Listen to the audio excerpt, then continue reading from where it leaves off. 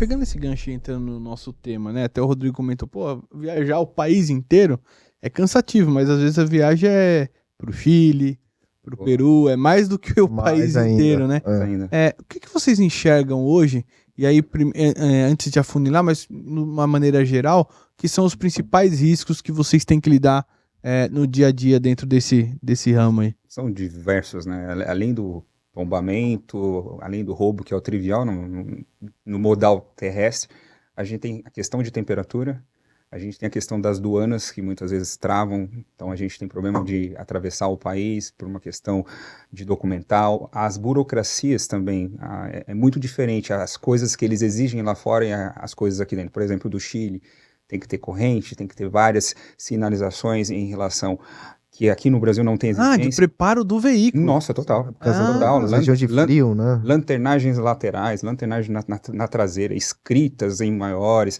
placa tem que estar tipo em 2, 3 lados, é uma exigência bem grande. Então, primeiro que exige, óbvio, um investimento. Você vai passar, sei lá, pela Argentina, por outros países, você tem que estudar também as leis. Tem. Então, cada país que tem uma certa particularidade, então você vai ter que praticamente preparar o caminhão inteiro para passar por todas essas particularidades. E essa questão, tipo de aduana, muitas vezes trava lá, porque o cara tá, sei lá, faltou uma sinalização, alguma coisa, ou uma documentação está incorreta, isso também impacta bastante, não? Assim, é muito. E fora questão, né, você usou bem o Chile, questão quando tem nevasca, daí para tudo, aí não tem passagem, aí tem o lado do motorista, que tem o lado bem pesado, que a gente já teve motoristas que ficaram praticamente ilhados, tipo 2, 3 noites sem sair do lugar. Tem um problema recente, não teve? Recente. Com isso. Eu ia até complementar, o Ferraz ele trouxe um foco muito grande na parte do motorista, da viagem de fato em loco, mas essa sinergia também existe de diferenças no gerenciamento também de risco, não só no veículo para impacto do motorista. Hoje, um exemplo agora que ele trouxe agora do Chile, realmente essa nevasca aconteceu recente, tá, mas o que se impactou para o gerenciamento de risco, por exemplo? A gente teve um pico de abordagens, pequenos furtos e tentativas de roubos de cargas no Chile, na operação de frigorificados que a gente faz com alguns clientes. Exatamente por quê? Porque essa nevasca severa que houve lá recente gerou um desabastecimento momentâneo muito grande no Chile. Então, houve um volume maior de tentativas de abordagem de pequenos furtos. Isso, gerenciamento de risco, tem que buscar atender com os famosos carabineiros, que são parceiros da polícia local, mas não só na parte, por exemplo, quando envolve intempéries, né? Então, o gerenciamento de risco, apesar de no Brasil a gente também está, na minha visão, muitos anos à frente dos demais países da América do Sul e América Latina, tá? A gente, inclusive, é case mundial, né? O modelo de gerenciamento de risco que o Brasil possui hoje, as regras, enfim, tudo que foi construído. A gente tem um modelo bastante avançado, mas as características de outros países, apesar de menos maduros, são diferentes também até os focos. Então, por exemplo, a Opel tem algumas operações de Peru, Argentina, Chile, Paraguai, Uruguai. O Chile é muito essa questão de pico. Normalmente não tem um volume tão grande de abordagens. Olhando no risco. Tá? Quando a gente olha para o Paraguai, a gente também faz o controle de monitoramento de risco lá dos veículos, mas com outro foco.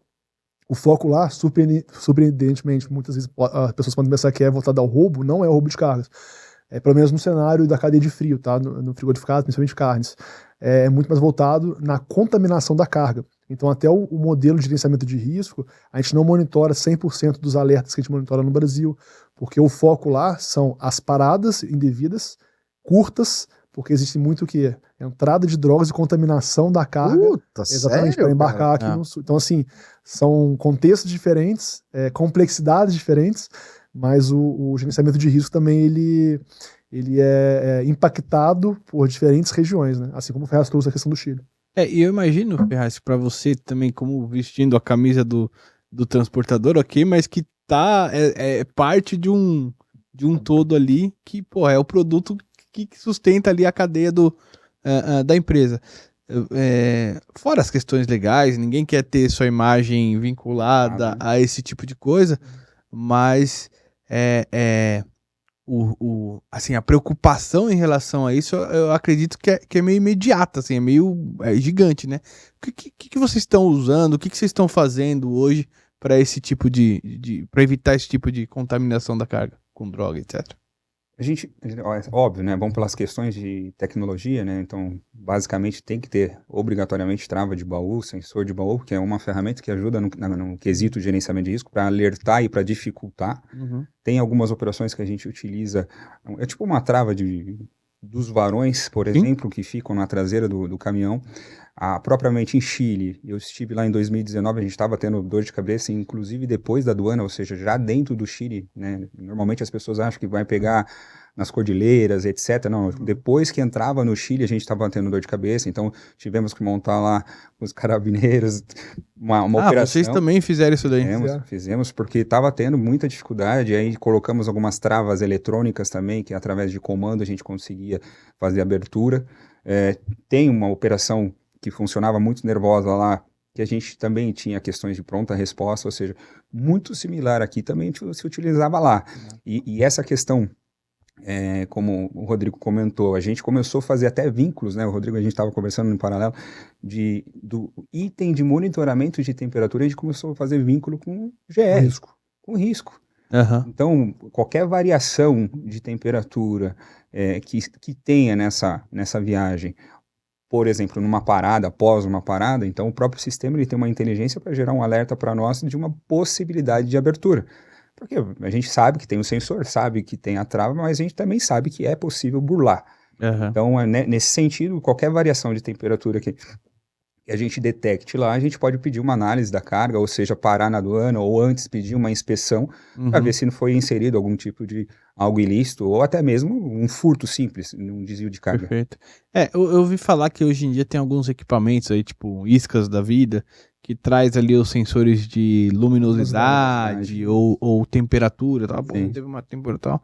Vocês estão vendo isso na prática? Isso está sendo utilizado? Tem ajudado? Eu tenho visto hoje, por exemplo, no quesito isca e luminosidade, eu tenho visto muito insider, cargas com grãos, defensivo agrícolas, aí eu tenho visto muito. Na cadeia de frio, nem tanto. Na cadeia de frio a gente utiliza muito a variação de temperatura de fato, o controle de temperatura. Uhum. E qualquer variação que exista, independente se existe algum alerta de risco ou não, isso automaticamente vai influenciar no monitoramento de risco na base do operador para criar de fato ali um alerta crítico, né? Porque na teoria o impacto de temperatura ele vai obviamente trazer um impacto na parte da qualidade da carga, mas também ele traz um insight de que algum problema pode estar havendo ali conectado a algum tipo de alerta de risco, uma parada indevida, um desvio de rota. Então hoje na cadeia de frio eu vejo muito nesse sentido, tá? E quando a gente olha, por exemplo, isso de luminosidade, eu vejo mais insider, grãos, na parte de defensivo agrícola eu vejo um foco maior. No meu lado lá, como você comentou, eu estou na parte transportadora, gerenciadora de risco e embarcador. A gente consegue... Tá fácil, né? Eu falei com ele tem a top 10 GR do Brasil dentro de casa. Então, assim, eu estou testando, inclusive, um equipamento, tanto dentro de container, tanto também dentro de câmara fria. Tem luminosidade, umidade e temperatura. E o fato de estar dentro do frio, assim, a isca perde alguma coisa? Não, cara, tá aguentando bem. Tá aguentando bem. Então, estou fazendo alguns testes, está se comportando bem. Eu acho que é uma tendência aí de mercado, porque, assim, muitas empresas, né, vou falar principalmente da empresa que eu trabalho, essa parte de qualidade, temperatura é muito levada a sério. Então, ou seja, quanto mais itens tecnológicos que garantam a temperatura para que ela chegue, o produto chegue como deveria estar, então sempre a gente está testando equipamento. Então, está indo muito bem esse teste. É uma tendência. O que é legal que você traz o lado da qualidade, né? Que você vai estar mantendo a temperatura, vai fazer um monitoramento da temperatura, mas também ganhando risco. Ou seja, tanto do posicionamento e também dos alertas, né? Variou a temperatura ou a questão da luminosidade. Então,